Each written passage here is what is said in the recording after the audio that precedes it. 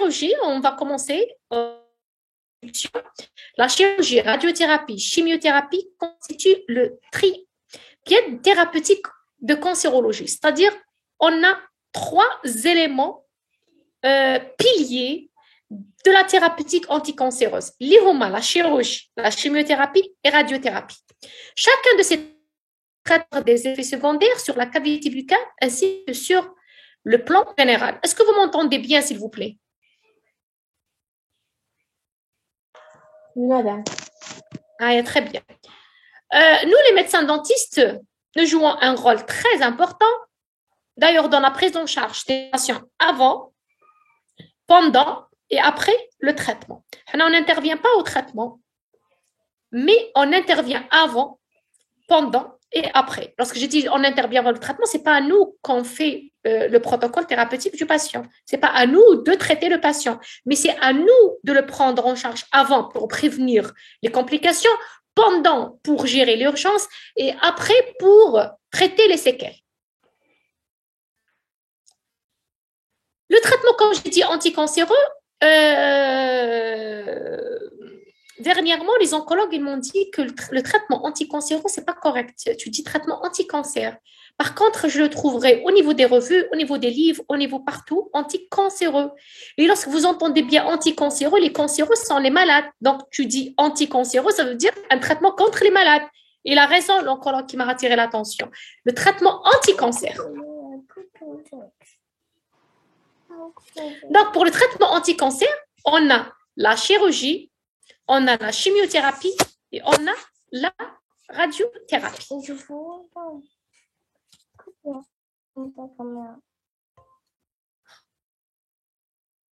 Savoir la nature histologique de la tumeur. Quelle est la tumeur, mais il faut faire le prélèvement, la chirurgie, pour savoir la nature histologique. Cette nature histologique, nous avons afin de savoir déjà la nature pour savoir le traitement le plus efficace. Par exemple, il y a des tumeurs qui sont chimiosensibles, ils sont plus sensibles à la chimiothérapie. Il y a d'autres tumeurs qui sont plus sensibles à la radiothérapie, à la radiosensible. On peut savoir, c'est-à-dire l'agressivité de ces tumeurs. Il y a des tumeurs agressives par rapport à leur nature histologique. Donc, on peut avoir à partir de là le pronostic vital, tout ça à partir d'un examen histopathologique suite l'exérèse chirurgicale de la tumeur. Il permet de connaître l'extension exacte de la tumeur. Des fois, si on ouvre, même il y a la radio, il y a ce que vous voulez, il y a l'évolution très importante au niveau de radio, l'IRM, scanner, mais si on ouvre et on enlève la tumeur, on a les limites exactes. Il n'y a pas mieux que ouvrir. Elle permet d'effectuer un bilan précis. Aussi, la chirurgie. C'est le principe. L'indication la chirurgie a un bon pronostic. Ça veut dire que la tumeur elle est bien limitée, à un point où on peut faire l'exérèse chirurgicale. C'est un bon pronostic déjà. Mais qui la chimio, la radio pour diminuer le volume, etc. Ça, c'est pas un bon signe. D'accord? Ça veut dire que la tumeur n'est pas bien limitée. On ne peut pas, c'est-à-dire la cerner correctement. Associé toujours à une chirurgie ganglionnaire, lorsqu'on fait l'exérèse chirurgicale de la tumeur, elle est associée toujours à un curage ganglionnaire. On est les ganglions. Toutes les structures anatomiques peuvent être concernées. Donc, la chirurgie, ça dépend de l'extension de la tumeur. Même des éléments nobles, on fait l'exérèse chirurgicale. Là, c'est le pronostic vital qui prime. On veut sauver le malade.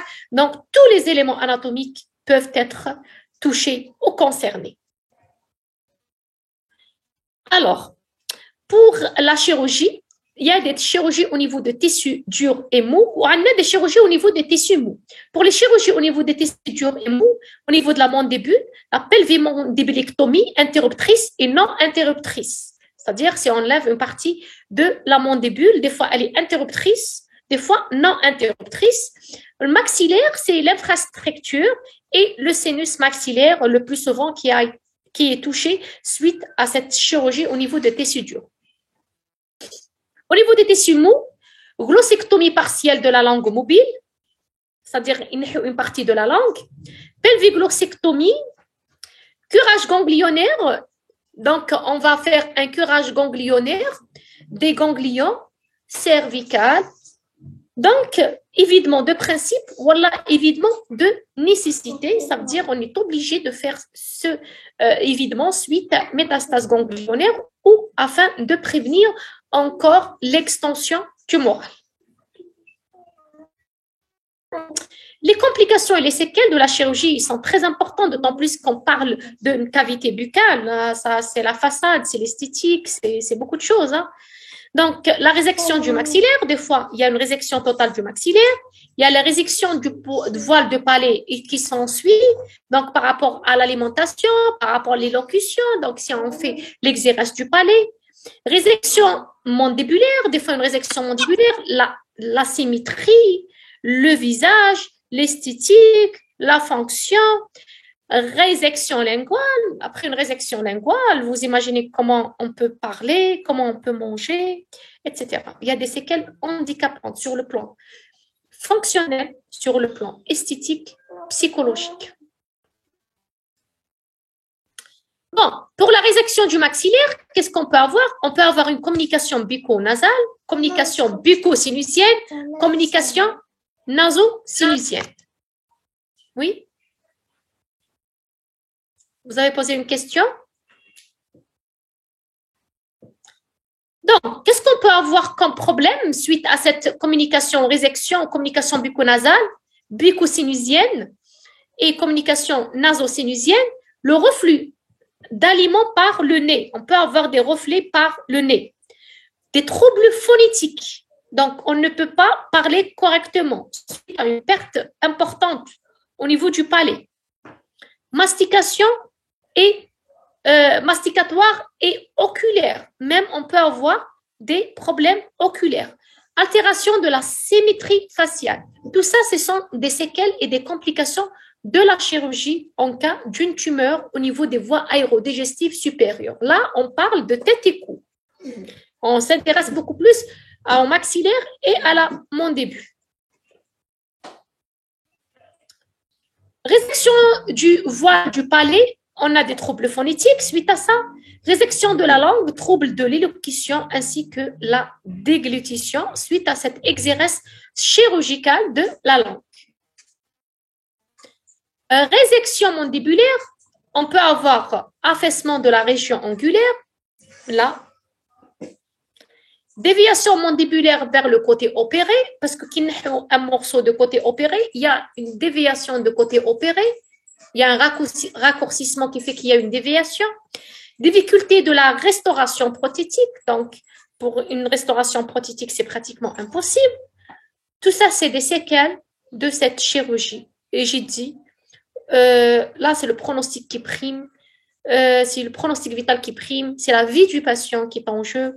Et par rapport à ça, donc, des fois, on sacrifie même des éléments nobles comme l'œil suite à progression tumorale maligne.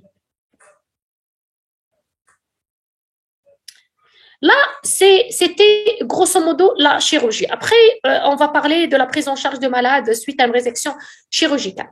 Pour la chimiothérapie, comme définition, elle utilise des substances chimiques ou des drogues cytotoxiques dans le but thérapeutique.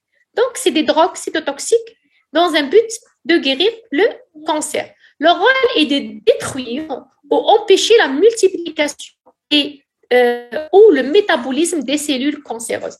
Donc, la chimiothérapie, c'est des drogues immédiatement pour tuer ou pour détruire les cellules cancéreuses et encore des fois pour stopper la multiplication de ces cellules cancéreuses. Malheureusement, que cette chimiothérapie, elle n'intéresse pas que les cellules cancéreuses, autre, elle intéresse les cellules saines, cela qui fait qu'on a beaucoup d'effets secondaires suite à ce traitement par chimiothérapie. Les principaux médicaments utilisés sont classés en plusieurs catégories. Il y a plusieurs catégories des médicaments c'est-à-dire de chimiothérapie. Il y a ce qu'on appelle les agents alkylants et apparentés. Il y a ce qu'on appelle les agents antimétabolites. Et on a les antibiotiques cytotoxiques et on a ce qu'on appelle les buloaffines et apparentés. Et les principaux médicaments utilisés en chimiothérapie. Il y a une panoplie des médicaments de chimiothérapie, des milliers de classes thérapeutiques suite à cette chimiothérapie. Nous citons les principaux médicaments ou les principaux catégories, classes utilisées pour la chimiothérapie, notamment que j'ai dit les agents alkylants, les agents antimétabolites, les antibiotiques cytotoxiques ainsi que les agents tibulo-affines et apparentés.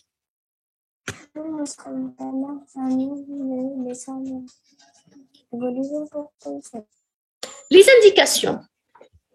On a indication chimiothérapie néoadjuvante. Pour la chimiothérapie néoadjuvante, qu'est-ce que ça veut dire? Ça veut dire avant un acte chirurgical ou avant une radiothérapie, elle permet de diminuer le volume tumoral, facilitant l'intervention. La chimiothérapie néoadjuvante, c'est une chimio avant, que ce soit la radio ou la chirurgie. Pourquoi? La tumeur, elle est d'un volume très important. On diminue le volume de la tumeur pour faire une exérèse correcte. Wallah, on diminue le volume pour qu'on peut cibler correctement la tumeur par une radiothérapie. D'accord? Elle permet, afin d'éviter l'efficacité de médicaments sur la tumeur. Plus d'efficacité sur la tumeur, si on peut la bien limiter, donc il y a plus d'efficacité de cette radiothérapie. Donc, lorsqu'on dit néoadjuvante, c'est que elle précède la chirurgie ou bien la thérapie. Par contre, lorsqu'on dit adjuvante, lorsque j'ai dit adjuvante, après une chirurgie pour prévenir l'apparition d'une récidive locale ou à distance. Par exemple, ils diront chirurgie, ils diront la chimiothérapie, là pour prévenir la récidive ou par exemple, il y a la tumeur, ils ont fait la chirurgie. Par exemple, on dit, par exemple, on a exemple de tumeur de sein.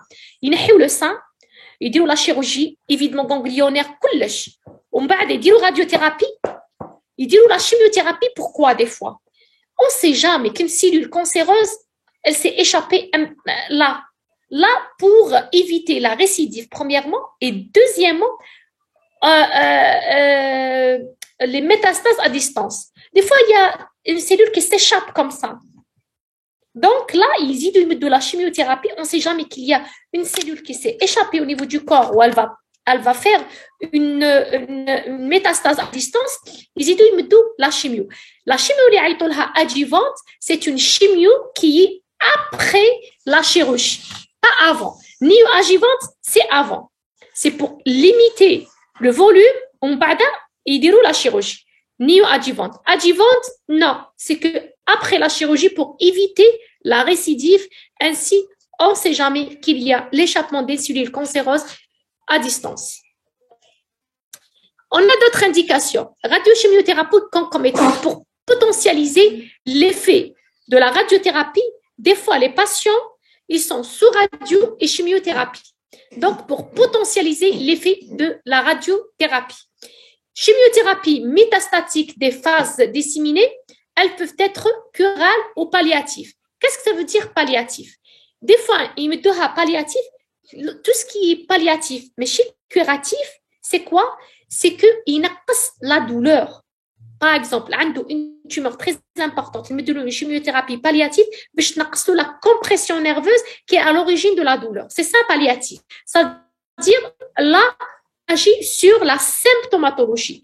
On n'est pas en train de faire une chimiothérapie curative, c'est-à-dire on n'est pas en train de travailler sur la guérison, sur diminution de la symptomatologie palliative. La chimiothérapie intensive associée à une autogreffe de cellules souches hématopoïétiques pour intensifier les doses sans toxicité hématologique létale. Des chimiothérapies intensives, en cas d'autogreffe, des fois, ils donnent ce genre de chimiothérapie pour aider à la réussite de ces autogreffes. Donc, généralement, les types de chimiothérapie, on a une chimiothérapie néoadjuvante, on a une chimiothérapie adjuvante. Néoadjuvante, c'est avant la chirurgie, adjuvante, c'est après la chirurgie, radio, chimiothérapie concomitante, les deux pour potentialiser l'effet de la radiothérapie. Et des fois, cette chimiothérapie, elle est palliative, j'ai dit, afin de diminuer une symptomatologie pour avoir plus de confort et plus de qualité de vie pour les patients. Est-ce que vous avez des questions jusque-là?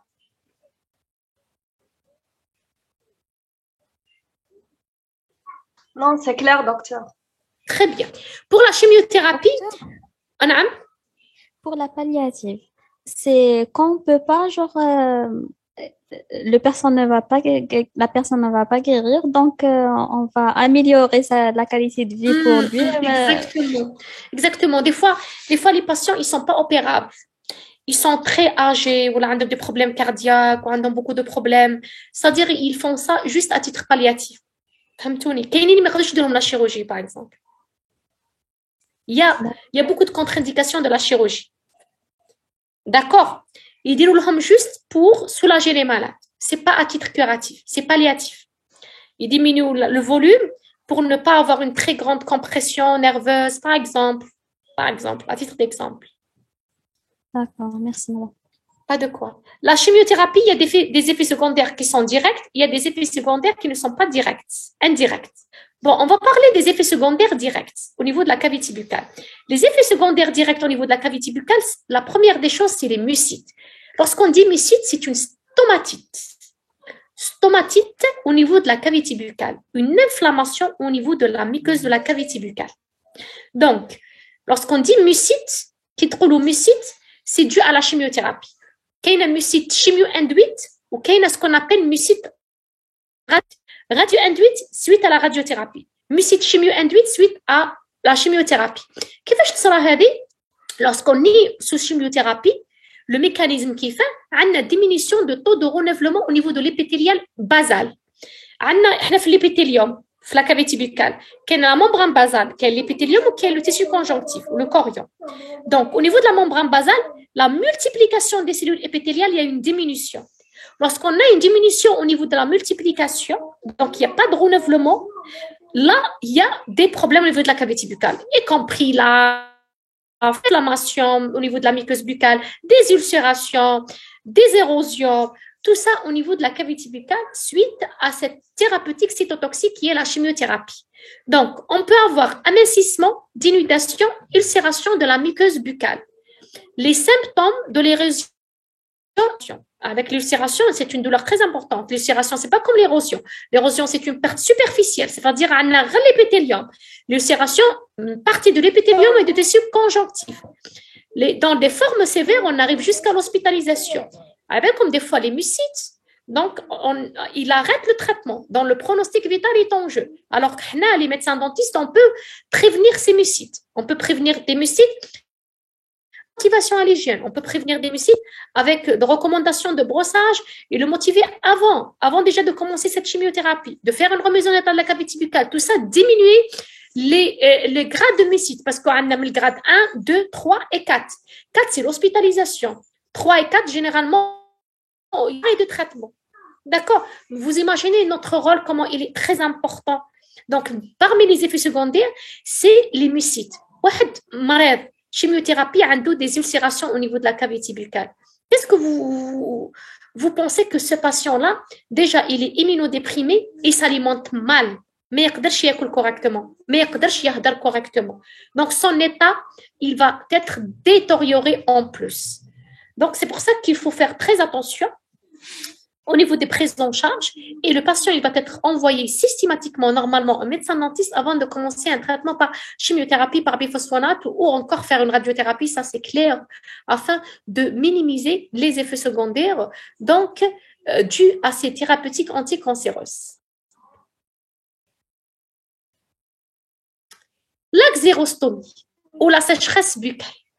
Donc, moins importante à celle de la radiothérapie. Les patients qui sont sur radiothérapie, la sécheresse buccale, elle est intense. Elle est très importante. Comme radiothérapie, les étudiants, la radiothérapie au niveau de la sphère ORL. D'accord? Ça veut dire, les glandes salivaires, ils sont mis au niveau de champ des radiations. واحد دار radiothérapie au niveau du sein, au niveau de la joue, au niveau d'un autre endroit, ça ne peut rien dire. Il dit radiothérapie, mais on a sécheresse buccale. Mais l'idée de radiothérapie, donc les glandes salivaires, ils sont au niveau de champ des radiations. Les cellules, ils vont être détruites parce que la radiothérapie, elle intéresse et les cellules saines et les cellules cancéreuses. Suite à ça, donc, on a cette sécheresse buccale. La radiothérapie, la chimiothérapie, c'est des drogues cytotoxiques. Elle va être par voie générale. Donc, qui m'a tumeur au niveau des voies aérodigestives supérieures, qui m'a tumeur de sein, qui m'a tumeur à l'estomac, parce qu'il trouve le corps كامل. Donc, les effets secondaires dus à la chimiothérapie, تكون كاينة كاع في الcorps. Par contre, la radiothérapie, il faut تكون كاينة. C'est-à-dire seulement les complications, c'est au niveau d'une radiothérapie, au niveau de tête et cou. Et vous allez voir ça le cours à la radiothérapie. On insiste parce que vous n'avez pas fait le cours l'année passée. Par contre, la chimiothérapie, j'ai dit c'est par voie générale. Tout le corps, ils peuvent être touchés. Donc, la salive, elle est épaisse et collante. Elle devient épaisse et collante. La muqueuse sèche et atrophie. Il y a une rougeur au niveau de la cavité buccale suite à cette sécheresse buccale. Donc, lorsqu'on a une diminution de la quantité et la qualité de salive, donc il y aura des candidoses. Les candidoses sont dues à diminution du pH salivaire. Donc, tout ça suite à la chimiothérapie. Les parodontites, donc une inflammation au niveau du parodonte. Des calcifications au niveau de l'émail, parce que vous savez très bien que la sécheresse buccale, la salive joue un rôle très important au niveau de la protection des dents. Donc, tout ça est suite à la chimiothérapie, donc qui peut engendrer tout ce genre de complications au niveau de la cavité buccale.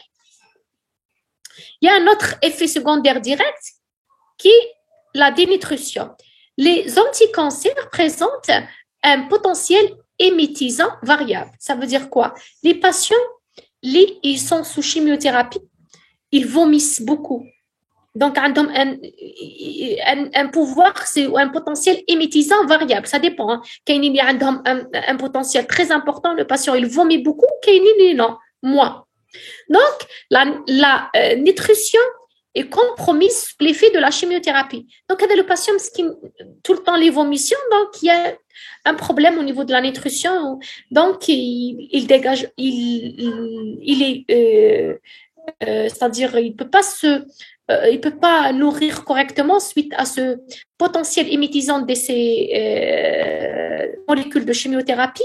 Plus qu'il a des problèmes de dysgousie, ça veut dire plus qu'il a des problèmes de perte de goût, plus l'effet aussi, l'effet les vomissements, le pH salivaire acide. Ce pH salivaire acide, il fait le patient a des candidoses, il fait le patient a beaucoup de problèmes au niveau du parodonte. Donc, tout cela, il influence sur l'état général du patient, qu'il a besoin de se nourrir pour combattre une maladie aussi grave qui est le cancer. Maintenant, on a parlé des effets directs. Maintenant, on va parler des effets indirects de la chimiothérapie. Les effets indirects de la chimiothérapie, l'infection. Alors, pourquoi cette infection? L'infection suite à ce qu'on appelle une aplasie médulaire. Qui dit la chimiothérapie? On a les trois lignes. On a les plaquettes, on a les globules blancs et le globule rouge. Fit les diminuer suite à cette chimiothérapie. Suite à ça, les médecins dentistes ont des problèmes. Qui ont les globules blancs ou les globules rouges ou l'hémoglobine, on a un problème d'infection. Qui ont les plaquettes, on a un problème d'hémorragie. Donc, il faut tenir compte de ça au moment de la prise en charge des patients. Donc, l'infection peut être bactérienne, peut être virale ou peut être fongique. Suite à diminution des lignes de défense, on a les globules blancs, les globules rouges, j'ai dit, plus que les plaquettes, les trois lignes. Donc, suite à ça, on a beaucoup d'infections bactériennes, virales ou encore fongiques. Altération du système immunitaire du patient. Il devient très fragile à n'importe quelle maladie ou n'importe quelle infection ou n'importe quelle maladie, surtout virale. C'est pour ça que j'ai dit les patients qui sont sous chimiothérapie, ils sont très exposés, c'est-à-dire à des complications au cours de cette pandémie de coronavirus. Altération immunologique aussi de la salive. Vous savez très bien que la salive joue un rôle très important au niveau de défense, au niveau de la cavité buccale. La clinique peut avoir des parodontopathies, on peut avoir des candidoses, on peut avoir des cellulites, osteites. Donc, lorsqu'on a un problème au niveau des défenses, donc tout ça va être perturbé. Infection générale par bactériémie, ça veut dire passage des bactéries dans le sang, ou par septicémie, qui est une complication très grave. Parce que lorsque j'ai dit bactériémie, c'est transitoire. Septicémie, c'est pas transitoire. C'est très dangereux pour le patient. On perd deux fois beaucoup de patients suite à ce genre de et non pas suite au cancer. Donc, pour cela, le patient, il a besoin d'une bonne immunité afin de combattre cette maladie très grave. Et pour avoir tout ça, il faut avoir une bouche saine, bien entretenue, suite à notre collaboration avec les oncologues traitants. Docteur, j'ai une question. Oui, bien sûr. En tant que des dentistes, quand on a, en tant que dentiste, qui dit un patient sous chimiothérapie, on demande systématiquement FNS ou bien on prend nos précautions directement de la FNS. Écoutez, là, lorsqu'il dit comme patient au cours d'une chimiothérapie, oui, vous demandez systématiquement la FNS. Mais les hommes, par exemple, un patient qui a fait déjà une chimiothérapie en 2 mois, il y a une rémission, hein. واحد دار chimiothérapie, mais واش تروحي تكونتي demandez-le في la FNS. Demandez-le FNS qui coule au cours de la chimiothérapie. Alors, il dit la chimio. Mais si خلص la chimio, qui خلص la chimio, au bout de 2 mois, les constantes biologiques يعاودوا يرجعوا. D'accord? Il est considéré comme guéri. Mais au cours de la chimiothérapie, qui connaît la chimiothérapie, chaque 21 jours, il dit la cure de chimiothérapie. Qu'elle dit même chaque 15 jours. Ça dépend des protocoles. Il dit chaque 21 jours, c'est tout à fait normal que vous demandez un bilan.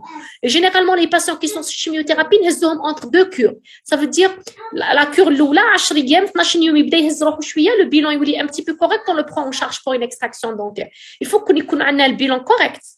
Les plaquettes au moins, donc نهضر لكم عليهم au moins plus que 80 000. On ne peut pas prendre en charge le patient. D'accord? D'accord, merci. J'ai dit au niveau des effets secondaires, l'infection. Alors, je dis l'infection parce qu'il y a une atteinte au niveau des 3 lignes. On a la ligne blanche et rouge. La ligne blanche, qui sont les globules blancs et les globules rouges. Donc, les troubles d'hémostase, ce sont suite à l'atteinte des plaquettes. Donc, on a une thrombopénie, altération quantitative et qualitative des plaquettes. Donc, il y a des thrombopénies. Suite à ces thrombopénies, diminution de taux de plaquettes, il y a des pétéchies. C'est des petits points au niveau de la cavité buccale rouge, des ecchymoses, des bleus de la cavité buccale, des hémorragies extériorisées. Des fois, on a même des gingivorragies, des saignements spontanés. Ça dépend de la gravité ou ça dépend de les doses de chimiothérapie, ça dépend de plusieurs paramètres, ça dépend de l'hygiène. Déjà, il saigne sans chimiothérapie. عنده une très mauvaise hygiène, عنده une inflammation gingivale. Qu'est-ce que vous entendez? C'est tout à fait normal qu'il va saigner. On peut avoir des gingivorragies.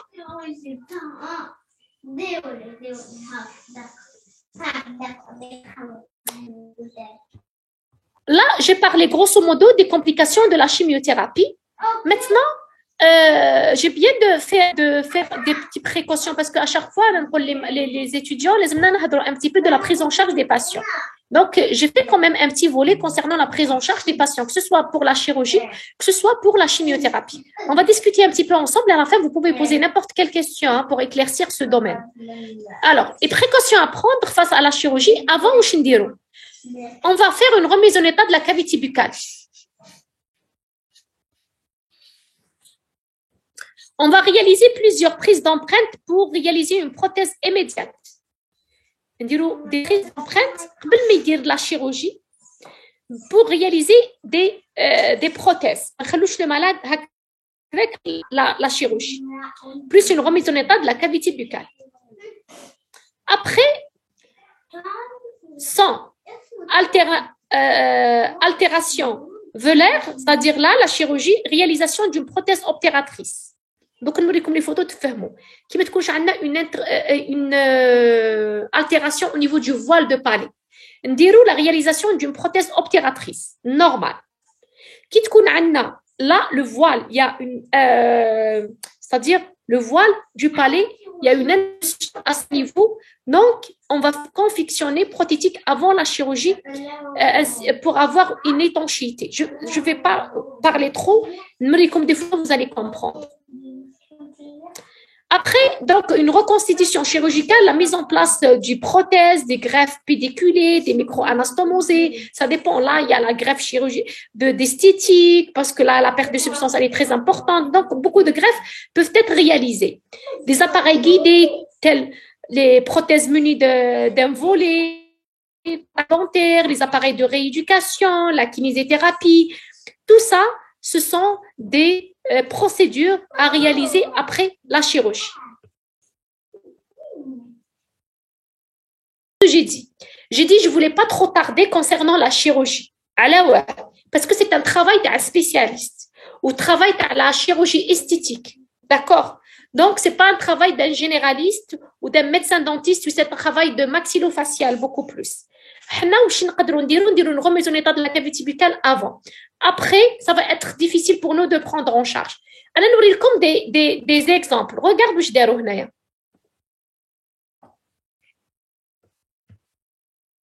Le patient, le patient avant la chirurgie, il a l'empreinte. Regardez, il a l'empreinte derrière la chirurgie. Après la chirurgie, regardez une partie du voile du palais. Vous imaginez les problèmes. Donc, lorsqu'il va manger, tout va sortir de par le nez, il ne peut pas parler correctement, il ne peut pas manger correctement, il ne peut pas vivre sa vie, c'est terrible. Hein? Donc, l'empreinte à la gynate après la chirurgie, l'empreinte, ou des obturateur primaire, là pour combler le vide qui a été engendré suite à cette chirurgie. Obturateur adapté en bouche, ils l'ont bien adapté en bouche. L'empreinte secondaire avec PUI, qui met en prothèse, le PUI. Et après, la plaque en résine adaptée sur le moulage. Le moulage avant la chirurgie. La plaque, elle est bien adaptée sur le moulage. Et après, regardez là, la cire d'occlusion.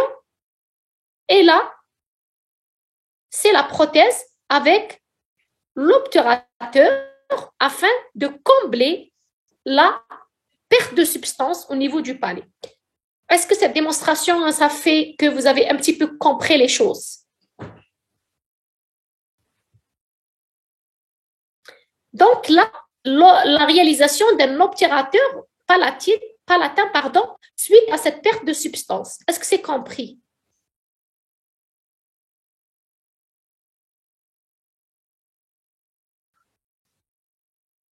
Les étudiants? Oui, madame, c'est compris. D'accord. Après la chirurgie, on fait une rééducation fonctionnelle, c'est tout à fait normal. Donc, on fait une rééducation, très bien. Donc, après la chirurgie,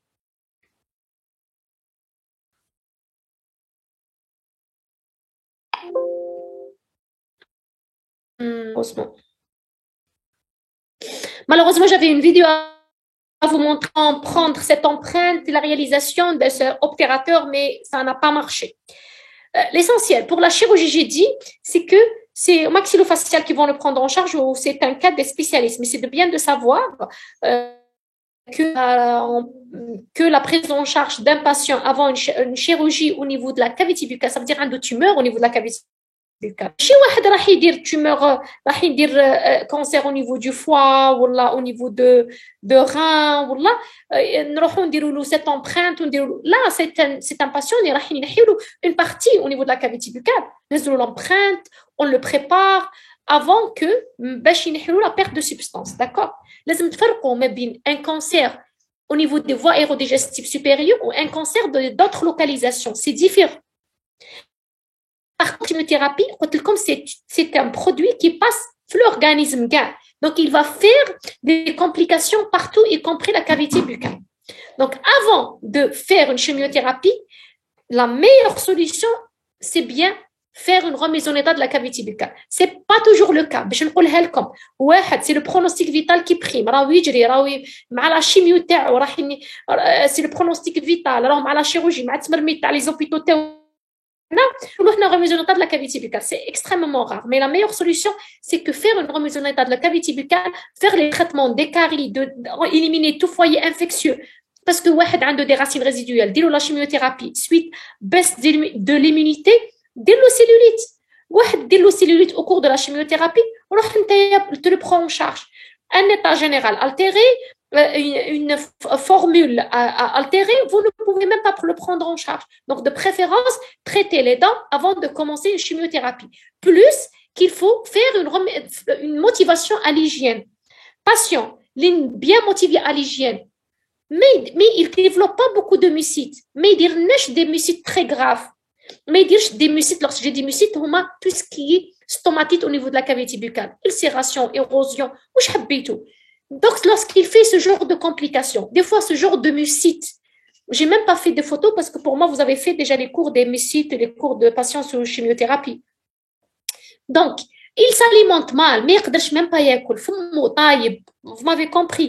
Donc, il y a une altération générale, même pas combattre cette tumeur. Donc, c'est pour ça qu'il faut faire une remise en état de la cavité buccale, plus une bonne motivation à l'hygiène. Le patient, il va bien se brosser. Donc, cela diminue beaucoup de complications dans l'avenir au cours de traitements anti-cancer. Pendant la chimiothérapie, pendant la chimio, qui compte patience pendant la chimiothérapie, on gère que l'urgence. On ne s'amuse pas de faire la remise en état. Là, la chimiothérapie, la chimiothérapie, on va insister sur l'hygiène, on continue à dire il faut bien se brosser. Il faut que la gencive, brosse à dents souple, dentifrice, un dentifrice limé un bain de bouche limé fiche l'alcool, sans alcool, afin de diminuer la septicité ou tout ce qui est bactéries au niveau de la cavité buccale. D'accord? Donc, on va traiter les mucites. عندو les mucites, on va traiter les mucites. كيفاش نتريتيو هذو les mucites؟ نمدو des solutions bicarbonatées. Le bicarbonate. Pourquoi le bicarbonate? Le bicarbonate, déjà, il équilibre le pH. Il y a le pH équilibré. Quand on a le pH équilibré, on évite pas mal d'infections fongiques ou bactériennes au niveau de la cavité buccale. D'accord? Donc, plus avec la solution bicarbonatée, نحطوا la solution bicarbonatée un bain de bouche. نديروا فيه 2 cuillères de bain de bouche. نديروا فيه des fois de l'anesthésie laxilo اللي عندنا parce qu'il a tellement des douleurs importantes. Ou des fois نديروا فيه même une corticothérapie. Ça dépend. Un cocktail, le patient, il fait des bains de bouche plusieurs fois par jour. Cela soulage le malade. Généralement, ce qu'on fait contre ces mucites, نديروا une corticothérapie en bain de bouche local. Il dit des comprimés de soluprène, fait un demi-verre d'eau, il dit un bain de bouche, pas par voie générale. Même de corticothérapie par voie générale, on diminue encore l'immunité. Mais tout par voie locale, un bain de bouche par voie locale. On donne pour des douleurs, on peut donner des antalgiques. Lorsque j'ai dit dans antalgiques, ils يشربهم. Paracétamol, mais dire ouais, généralement, il faut tout palier de la codoliprane, efiralgan codéiné, de prodafalgan, on peut donner du tramadol.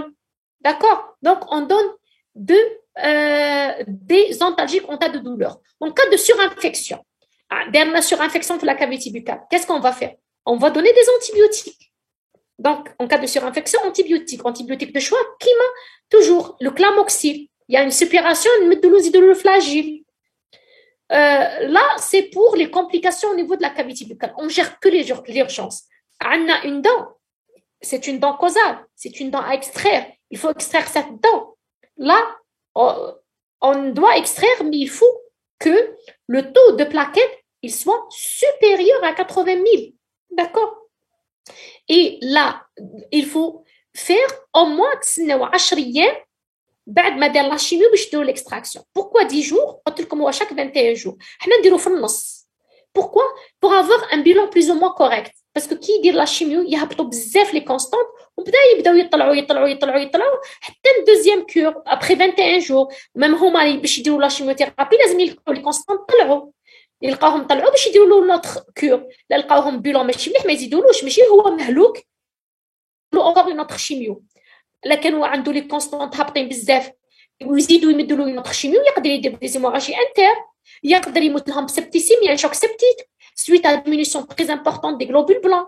Est-ce que vous m'avez compris? Donc يخلوه 21 jours يعاود يطلع يزيدوا يديروا له شيميوثيرابي يعاود يهبطوا لي كونستانت يعاودوا يطلعوا ربي يشفيه. C'est ça le principe. حنا si on va le prendre en charge c'est un intercure ما بين deux cures في النص minimum 10 ايام نمدوا له البيلان لازم نلقاو عنده les plaquettes plus que 80 000 donc afin d'éviter bien sûr les problèmes d'hémorragie.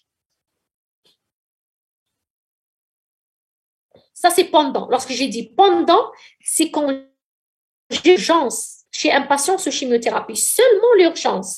On ne va pas s'amuser de faire quoi que ce soit chez un patient qui est sous chimiothérapie. On traite les mucites. Et les mucites, maintenant, il y a beaucoup de solutions. Il n'y a pas que ça. Il n'y a pas que ces bains de bouche. Actuellement, il y a la laser thérapie. Donc, des séances de laser soulagent effectivement le malade. On peut, même avec, on demande le malade de faire des bains de bouche avec de la glace. Avec comme la glace, il soulage bzef. C'est comme une anesthésie. Même sur ces lésions-là, on peut même appliquer une pommade à la xylocaïne dans des endroits qui font vraiment mal au malade. On peut même recommander aux patients de faire du miel, c'est un cicatrisant, de faire de l'huile d'olive, il est vraiment bien. Il y a beaucoup de solutions pour gérer l'urgence au cours de la chimiothérapie afin, but, c'est quoi? C'est soulager le malade. C'est ça, soulager le malade lorsque notre patient il est sous chimiothérapie. En cas d'urgence, on fait une extraction, oui, mais avec un bilan qui permet cette extraction, notamment des plaquettes supérieures à 80 000. Sans oublier, bien sûr, de faire les points de suture et de mettre le patient sous antibiotiques, bien sûr. On ne fait pas une extraction chez un malade sous chimiothérapie sans antibiotiques. On donne des antibiotiques.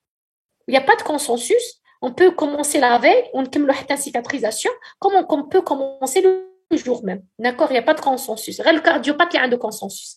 On dit les points de suture chez le patient qui est sous chimiothérapie. Est-ce que vous avez des questions? Bilan correct, antibiothérapie ou ce qu'on appelle antibioprophylaxie, parce que là, on est en train de prévenir l'infection, plus les sutures. Au bilan correct. Il y a l'extraction chez un patient qui est sous chimiothérapie. Après la radiothérapie, la chimiothérapie, après la phase de rémission, aucun soin dentaire n'est contre-indiqué. Qui خلص le patient la chimiothérapie, حاجة ما فيها problème. D'accord? Il est considéré comme ça. On va surveiller l'hygiène buccale, on va compléter notre remise en état de la cavité buccale et la réalisation prothétique. Une phase de rémission, il y a la chimiothérapie. Les constantes biologiques, il est considéré comme ça. Ce n'est pas le cas d'un patient sous radiothérapie. Ce n'est pas le cas. Parce que le patient qui a été irradié au niveau de la sphère ORL, il a fait des dégâts. L'os qui a été exposé aux rayons, il est toujours ischémique. 10 سنين من بعد, vous allez prendre les mêmes précautions. Par contre, واحد دار chimio يجي تقول لك كان عندي cancer de sein ودرت la chimio, درت la radio, خلاص. C'est une femme considérée comme une femme, c'est-à-dire saine, il n'y a aucun problème. D'accord? Qui خلص la chimiothérapie. 2 mois après, on peut le considérer comme étant sain. D'accord? Est-ce que vous avez des questions? Est-ce que vous avez des questions, les étudiants? Tout est clair. Tout est clair. Oui. خلاص سهلتها لكم. خلاص الكور هذا تاع sous chimiothérapie. D'accord? Sous chimiothérapie, avant remise en état de la cavité buccale, pendant gérer l'urgence, seulement l'urgence, et après, elle est considérée comme ça. D'accord?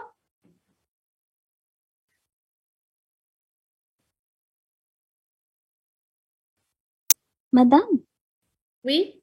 quand soin d'urgence, c'est juste l'extraction ou là on fait de pulpotomie? Oui, bien sûr. Parce qu'on n'a pas le temps de نهضر على l'extraction. Bien sûr. هو شوفي هما اللي نقدروا نديروا بالبيكتومي وما نديروش même pas l'extraction. Par exemple, des fois, يكون البيلون تاعو ماشي correct. Mais on va pas le laisser comme ça. On va faire une pelpectomie, par exemple. On soulage le malade. On va ouvrir la dent, par exemple. Il y a une pelpectomie. C'est un quatrième, c'est une nécrose pulpaire compliquée par un accident cellulaire. On va faire l'ouverture de la dent. نحلوا la dent, نحطوا sous antibiotiques, on gère l'urgence. Mais des fois, c'est qu'il faut faire l'extraction. Il y a une cellulite, si on ne fait pas l'extraction, le problème ne peut pas être réglé. قلت لكم واش نديروا نحطوه sous antibiotiques, نحيولوا la dent, نديروا les sétures والبيلون لازم يكون correct. ما تنساوش حاجه واحده اخرى. Avec les patients qui sont sous chimiothérapie, نديروا لهم beaucoup d'extraction. Pourquoi? هادو les patients يكونوا candidats au biphosphonate. يكونوا sous chimiothérapie وبعد يكونوا عندهم des métastases, يروحوا يديروهم كانديدا وبيفوسفونات. صدق رايحين يبداو البيفوسفونات يجونا هما سو شيميوثيرابي. يا با دورجونس مي اون اي اوبليجي باش ايراديكي تو فوايي انفيكسيون. لا طون ديكلاري باغ اكزومبل عنده دي راسين ريزيدوال لازم نحيوهم. فهمتوني؟ كي نحيوهم وعندنا بوكو دو باسيون دون سو جور في لا كلينيك لازم ينحيوهم. ما نخلولوش دي راسين. هذوك لي راسين كي يكونوا سو بيفوسفونات يقدر ان اكسيدون انفيكسيو يكون ا لوريجين دوستيوشيميونيكروز. من بعد كي صار لوستيوشيميونيكروز نباسيو على بالك il y a pas de jusqu'à maintenant il y a pas de solution. ما عندناش تريتمون تاع لوستيوشيميونيكروز. او سي سا عندنا غير لا بريفونسيون. لا بريفونسيون سي كو افون ميم دوكا لي ميدسان اونكولوج شوف قبل ما يبداو البيفوسفونات يبعثونا لي مالاد. Donc, يبحثوهم يكونوا généralement sous chimiothérapie. نديرو لهم les extractions des racines résiduelles. نحيو لهم les dents mobiles, نديرو un détartrage, نحيو كاع les dents اللي فيهم الشك. Donc, هادو هما, c'est pour ça que j'ai parlé de protocole d'extraction. نديرو لهم des extractions. Comme نديرو لهم des soins. Chez des patients qui sont bien motivés, يتبعوا bien, نديرو لهم des soins. D'accord? Et les soins, c'est la même chose, hein? Donc, lorsqu'il s'agit d'un patient sous chimiothérapie, une pelpectomie ou ouverture de la dent, etc., sous antibiotiques, afin d'éviter toute complication. D'autres questions, s'il vous plaît?